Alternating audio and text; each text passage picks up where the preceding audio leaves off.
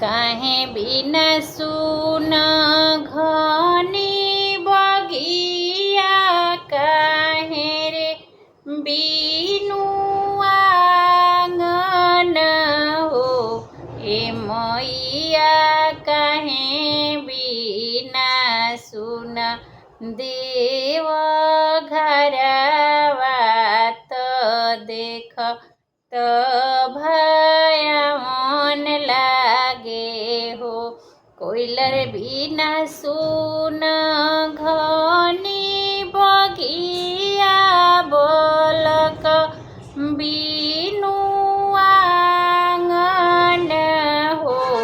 ए मैया रौरा बिना सुन देव घरवा, तो देख तो भयावन लागे हो।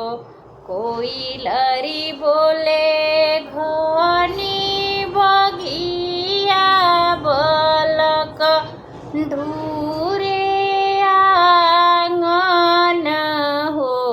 ए मैया रौरा बसी अपना देव घरवा, तो देख तो सोहावन लागे हो।